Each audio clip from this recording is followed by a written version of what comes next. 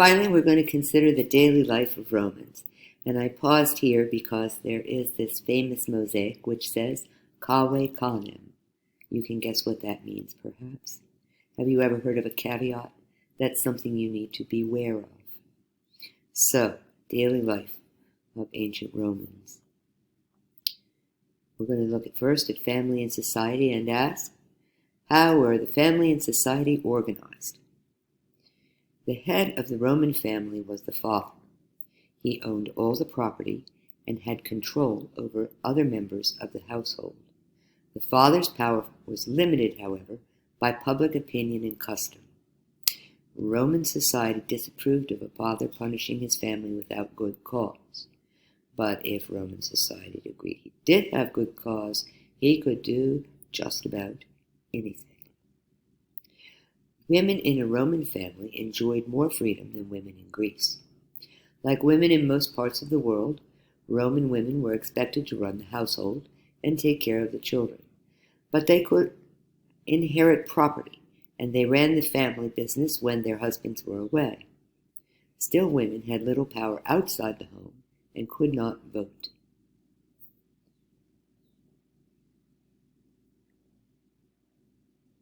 This is a picture of an emperor's villa. Children. Most parents gave their children some education at home. Boys from wealthy families were often sent to private schools, while daughters stayed at home and learned household skills. Girls usually married by age 14, while boys married later. And guess what? The girls married at age 14 were those boys marrying later. They needed to be established before they got married. What we have on the right here is part of a mural from Pompeii, showing a girl with a book. Social classes. Over time, Roman social classes changed. The old division between patricians and plebeians evolved into upper and lower classes. Patricians and some wealthy plebeians became part of the upper class. A new middle class also developed. Prosperous business leaders and officials belonged to this middle class. Farmers formed one of the lower classes. Slaves made up the lowest and largest class in society. Up to 1/3 of the population were slaves. Some were prisoners of war. Others became slaves because their parents were slaves. Slaves were found throughout Roman society. They worked in low-level clerical positions. However, slaves also performed all jobs requiring physical labor. They worked in mines, on large estates, and as servants. Many suffered cruel treatment. Slave revolts were common, but none of them successful. Thousands of slaves died in these revolts. The most famous slave revolt was the one led by Spartacus. You might have heard of Spartacus. All right? So, how were the family and society organized? Next, we'll look at Roman beliefs and ask what religious beliefs did the Romans hold. Religious beliefs bound Roman society together. From the earliest times, the Romans worshipped hundreds of spirits. They believed that these spirits lived in everything around them, including rivers, woods, and fields.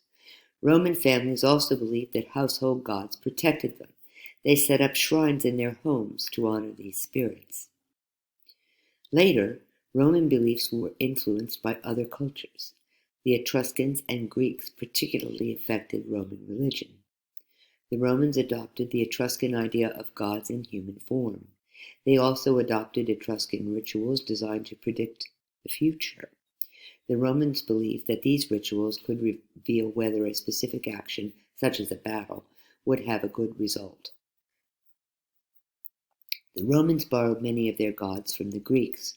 For instance, the Roman god Jupiter, father of the gods, had many of the characteristics of the Greek god Zeus. Apollo, the Greek god of music and poetry, became a key Roman god of the same name. The chart below lists some of the gods that Rome borrowed from Greece. So there are just a few here. You can go through all of the Olympians, though, and find an equivalent if you do a search. Religion and public life. As in ancient Egypt, religion and government were linked in Rome. Priests were government officials, and the emperor was the head of the church. Roman gods were also symbols of the state. Romans were expected to honor these gods in public ceremonies. Over time, even the emperor himself became a god. At first, the Romans only worshipped emperors after death, but eventually they honored living rulers as gods. Loyalty to the emperor became the same as loyalty to the gods. So, what religious beliefs did the Romans hold? Life in Roman cities. What was life like in Roman cities? At the height of the Roman Empire, the city of Rome had nearly 1 million people. Other Roman cities, such as Alexandria in Egypt, were also large. However, Rome was the center of the empire. People from all over the empire moved to Rome. This mix of people produced a lively blend of ideas and customs. The crowded city. The number of people also created some problems. Rome's city center was crowded, dirty, and noisy. Much of the city's population was unemployed and poor. These people lived in large, run-down apartment buildings. They did have apartment buildings, insulae, and they were maybe 6 or 8 stories high. They had small rooms with no running water or toilets.